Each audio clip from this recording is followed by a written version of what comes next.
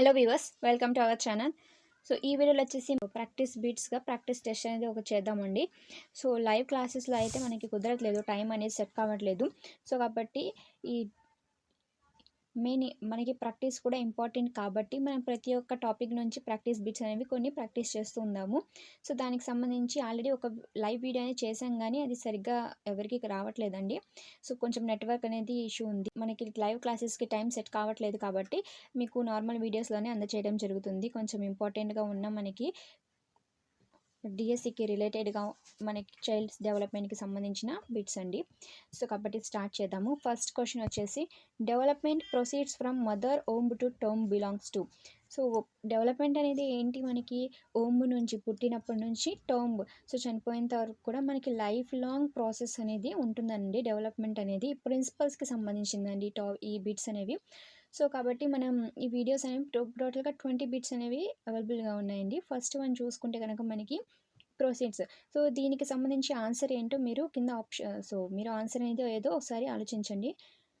So ఈ టోటల్గా practice టెస్ట్లో మీకు ఎన్ని మార్క్స్ వచ్చాయనేది మీరే ఓన్గా క్యాలిక్యులేట్ చేసుకోండి.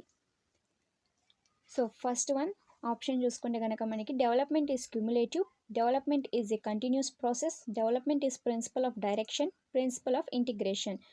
సో ఎవరైతే మన థియరీ పార్ట్స్ అనేవి కంప్లీట్గా చూసుంటారో ఈ బిట్స్ అనేవి ఫుల్ మార్క్స్ అనేవి గెయిన్ చేయొచ్చండి.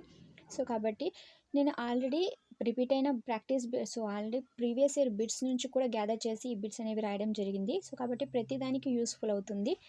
సో దీనికి ఆన్సర్ వచ్చేసి ఆప్షన్ 2 అండి. Development is a continuous process. So పుట్టినప్పటి నుంచి చనిపోయేంత వరకు జరుగుతుంది కాబట్టి ఇది ఏ ప్రిన్సిపల్కి సంబంధించింది, కంటిన్యూస్ ప్రాసెస్ అనమాట. నెక్స్ట్ వచ్చేసి, development of cephalocaudal tendency proceeds from.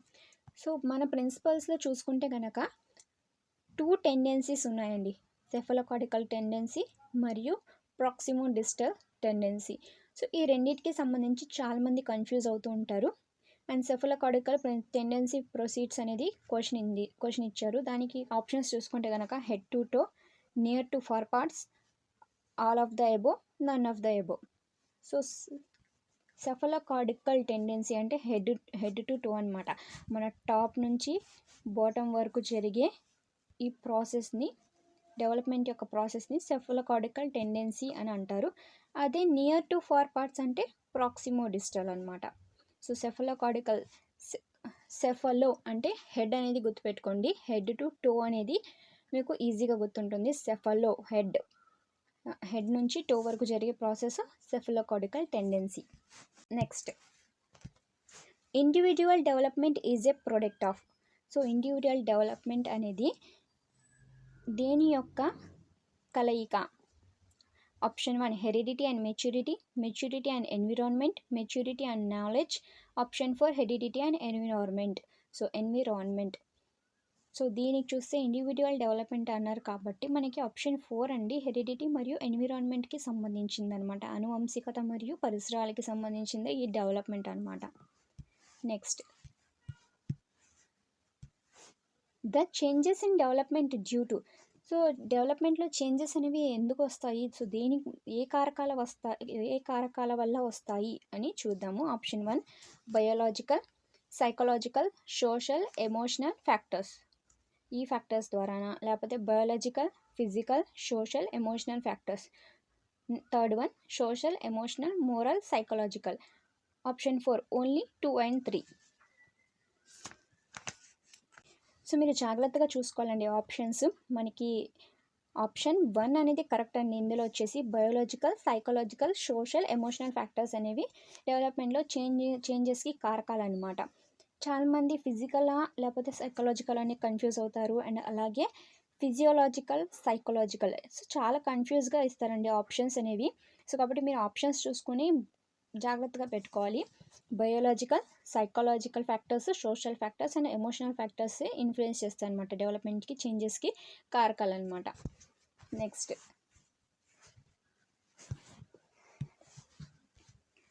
So DNA discovered by. So DNA అనేది ఎవరు డిస్కవర్ చేశారు, ఎవరు కనుగొన్నారు అంటే ఆప్షన్స్ చూసుకోండి ఇక్కడ. James Watson, option 2 Francis Crick, option 3 both 1 and 2, option 4 only 1. So కింద ఆప్షన్స్లో మనకి కరెక్ట్ ఆప్షన్స్, ఇది చాలామంది చదువుంటారండి డిఎన్ఏ గురించి, ఇది చాలామంది కన్ఫ్యూజ్ అవుతూ ఉంటారు. ఇవి కూడా క్వశ్చన్స్గా అడగొచ్చు. సో చాలామంది షై అవుతారు కానీ ఇది చదవడానికి. కానీ మనకి ఇది ఇంపార్టెంట్ చాప్టర్ అండి. పిల్లలు పుట్టినప్పటి నుంచి కూడా మనకి చనిపోయేంత వరకు జరిగే హోల్ ప్రాసెస్, వాళ్ళు నేర్చుకునేది ఏంటి అది మొత్తం మనకి తెలిసి ఉండాలన్నమాట. కాబట్టి ఇది డిఎన్ఏ డిఎన్ఏని కనుగొన్నది ఎవరు అంటే ఇద్దరు అనమాట. Option 3 both 1 and 2 James Watson మరియు ఫ్రాన్సిస్ క్రిక్ డిఎన్ఏ గురించి చెప్పడం జరిగిందనమాట. సో గుర్తుపెట్టుకోండి, James Watson and Francis Crick. Next,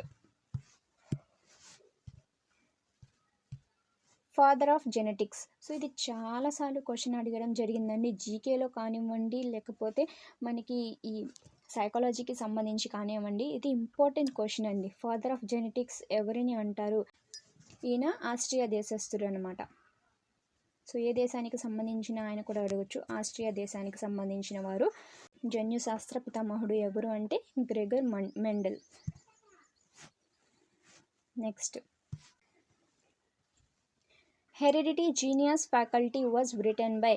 so heredity genius అనేది ఎవరు రాయడం జరిగింది? Option 1 Galton, option 2 Pearson, option 3 Allport, option 4 Kellogg.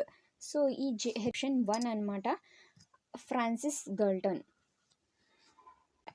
Hereditary అంటారనమాట. హెరిడిటరీ జీనియస్ ఫ్యాకల్టీ బుక్ రాసింది ఎవరు? ఇది ఏ ఇయర్ అండి? 1869 రాయడం జరిగింది. సో ఈ టాపిక్ అనేది నేను టేబుల్ ఫామ్లో అయితే రూపంలో చెప్పడం జరిగింది, ఎవరు ఏది ప్రతిపాదించారు అండ్ అలాగే వాళ్ళు ఎవరి మీద పరిశోధనలు చేశారు అనేది మొత్తం టాపిక్ అనేది నేను క్లియర్గా డీటెయిల్గా చెప్పడం జరిగింది. సో అదైతే మీరు వీడియో యొక్క లింక్ అనేది డిస్క్రిప్షన్లో ఉంది.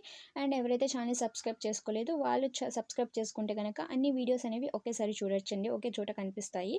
సో కాబట్టి ఈ హెరిడిటరీ జీనియస్ ఫ్యాకల్టీ రాసింది ఎవరు అంటే ఫ్రాన్సిస్ గల్టన్. ఏ ఇయర్ అంటే 1869 అనమాట. So next, father of behaviourism. So behaviourism option 1 Hollinger, option 2 Freud, option 3 Watson, option 4 William Bagley. So నేను ఇలా చెప్పేటప్పుడు కనుక మీకు క్వశ్చన్ చదివిన తర్వాత మీరే త్వరగా ఆప్షన్స్ అనేది ఒకసారి చదివేసుకొని మీ బుక్లో పక్కన ఆన్సర్ అనేది పెట్టేసుకోండి. సో అప్పుడు మీకు తెలుస్తాయి లాస్ట్ ఎండ్ వరకు నేను ఎన్ని బిట్స్ రైట్ చేశాను, ఎన్ని బిట్స్ రాంగ్ క్యాలిక్యులేషన్ అనేది ఉంటుంది. సో కాబట్టి మీరు క్వశ్చన్ అనేది నేను చదివిన తర్వాత మీరు ఆన్సర్స్ అనేవి చూసుకొని ఆన్సర్స్ అనేవి కరెక్ట్ మీ బుక్లో అయితే పక్కన ఒక బుక్ పెన్ పెట్టేసుకొని ఆన్సర్స్ అనేవి పెడుతూ ఉండండి. ఆప్షన్ 3 అనమాట, జేబీ వాట్సన్ అంటారు. జేబీ వాట్సన్ గారు ఫాదర్ ఆఫ్ బిహేవియరిజం అని అంటారు.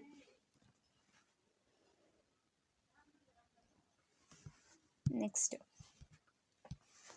The developmental psychology book was written by. So developmental psychology అనే బుక్ ఎవరు రాశారు? Option 1 Freud, option 2 Elizabeth Hurlock, option 3 Freeman, option 4 none of the above. So developmental psychology ఇది చాలా important book అండి, చాలాసార్లు అడుగుతారు క్వశ్చన్స్. ఆప్షన్ 2 ఎలిజబెత్ హర్లాక్ గారు రాయడం జరిగింది. ఈమె స్టేజెస్ కూడా ఇవ్వడం జరిగింది అనమాట. ఎలిజబెత్ హర్లాక్ గారు టోటల్గా వచ్చేసి 10 స్టేజెస్గా ఇచ్చారనమాట. అండ్ నెక్స్ట్,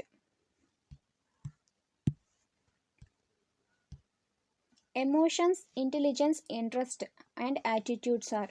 సో ఎమోషన్స్ అనేవి, భావాలు అనేవి మనకి, అండ్ అలాగే ఇంటెలిజెన్స్ అంటే మన ఐక్యూ అనేది, ఇంట్రెస్ట్ అంటే మన అభిరుచి అనేది, మరియు యాటిట్యూడ్స్ సహజ సామర్థ్యం, ఈ మొత్తం దేనికి సంబంధించిన ఫ్యాక్టర్స్? ఆప్షన్స్ ఒకసారి చదవండి. Biological factors, psychological factors, social factors, 4th physiological factors. So చాలామంది ఏమనుకుంటారంటే బయోలాజికల్ ఫ్యాక్టర్స్ అని అనుకుంటారు, కాదండి. ఆప్షన్ 2 అనమాట, సైకలాజికల్ ఫ్యాక్టర్స్ అనమాట. సో ఈ మొత్తం దేని కింద వస్తుంది? సైకలాజికల్ ఫ్యాక్టర్స్ కింద వస్తాయి. యాటిట్యూడ్స్, ఇంట్రెస్ట్, మొత్తం ఇంటెలిజెన్స్, ఎమోషన్స్ అనేవి. So option 2 is the right answer. So next,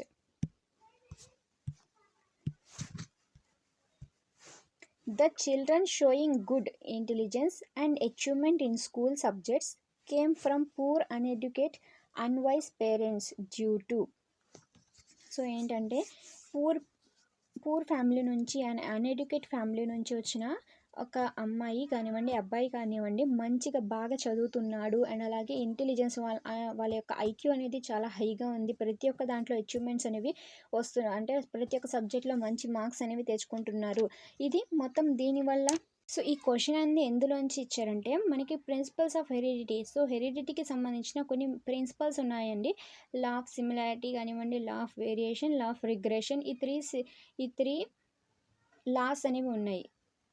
హెరిడిటీకి సంబంధించి ఈ 3 లాస్ అనేవి చెప్పడం జరిగింది. సో ఎవరు చెప్పారంటే ఇది కూడా గ్రెగర్ మెండల్ అనమాట. జన్యు శాస్త్ర పితామహుడు ఎవరున్నారో ఆయనే ఈ 3 లాస్ కూడా చెప్పడం జరిగింది.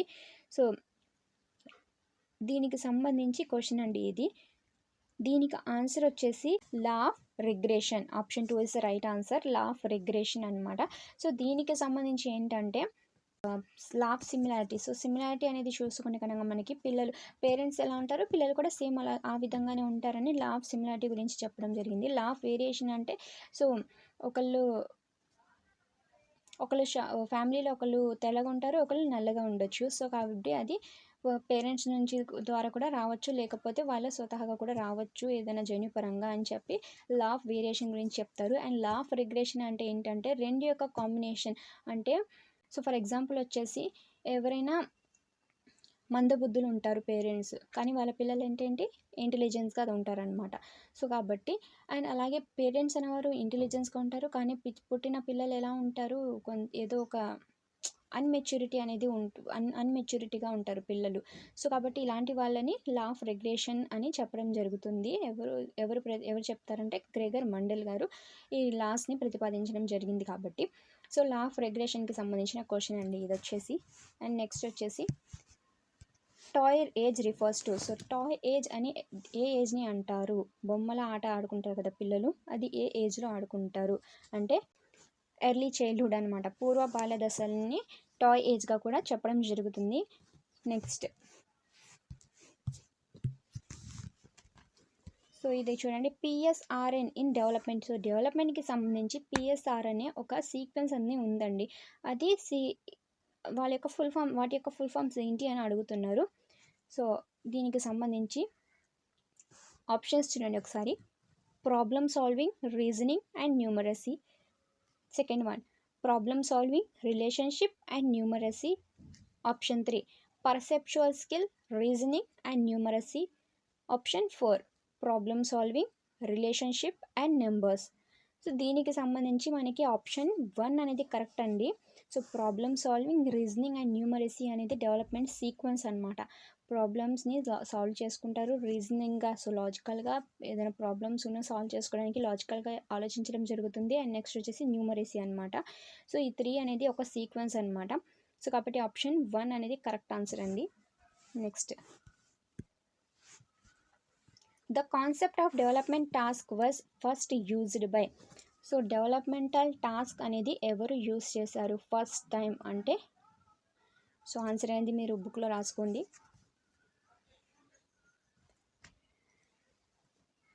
ఆప్షన్స్ చూస్తే కనుక first one Hull, option 2 Herbert, option 3 Havighurst, option 4 Bruner. Option 3 is the right answer అండి, హ్యావింగ్ హర్స్ట్. డెవలప్మెంటల్ టాస్క్ అనేది ఎవరు ఫస్ట్ యూజ్ చేశారంటే హ్యావింగ్ హర్స్ట్. ఇది చాలా ఇంపార్టెంట్ అండి. అండ్ నెక్స్ట్ వచ్చేసి మనకి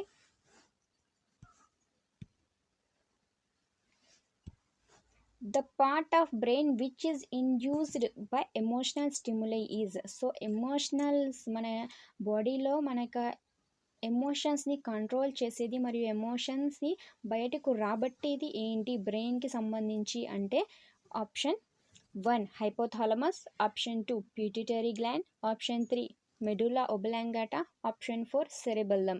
సో ఈ 4 పార్ట్స్లో ఏది మన బ్రెయిన్లో సంబంధించిన ఏ పార్ట్కి సంబంధించి ఉంటుంది మన ఎమోషనల్ స్టిములై అనేది క్వశ్చన్ అనమాట. Option 1 is the right answer అండి, హైపోథాలమస్ అనేది కరెక్ట్ ఆన్సర్ అనమాట. నెక్స్ట్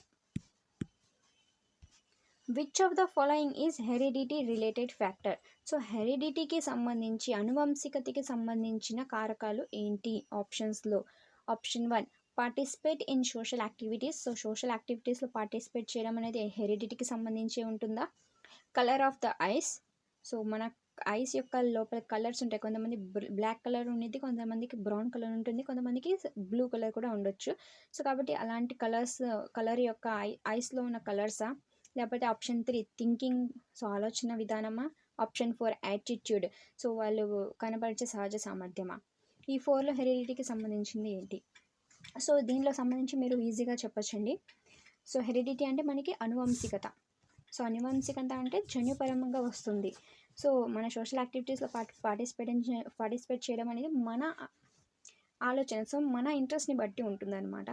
నెక్స్ట్ ఆప్షన్ 3 చూసుకుంటే థింకింగ్, ఆలోచన విధానం అనేది పిల్లవాడు పుట్టిన తర్వాత వాళ్ళ యొక్క డిపెండెన్స్ మీద ఆధారపడి ఉంటుంది. ఆప్షన్ 4 యాటిట్యూడ్, సహజ సామర్థ్యం అనేది కూడా సేమ్ అండి. కానీ ఇక్కడ కలర్ ఆఫ్ ద ఐస్ అంటే ఏంటంటే మనకి జన్యుపరంగా వస్తాయి, మనకి పుట్టుకతో పేరెంట్స్ ద్వారా కానివ్వండి. సో పిల్లలు అనేవారు అమ్మ కడుపులో ఉన్నప్పుడే వాళ్ళ యొక్క టోటల్ ఫార్మేషన్ అనేది కంప్లీట్ అవుతుంది కాబట్టి వాళ్ళ యొక్క కలర్ ఆఫ్ ద ఐస్ కూడా ఆల్రెడీ డిటెక్ట్ అయి ఉంటాయి. సో మొత్తం సెట్ అయి ఆల్రెడీ ఫామ్ అయి ఉంటాయి అన్నమాట. కాబట్టి ఇది జన్యుపరంగా కాబట్టి హెరిడిటీకి రిలేటెడ్ అనమాట colour of the ice. Option 2 is the right answer. Next physical growth and development is called. So physical development మరియు గ్రోత్ మొత్తాన్ని యొక్క కలయికని ఏమని అంటారు? Option 1 mobility, option 2 maturation, option 3 readiness, option 4 heredity. So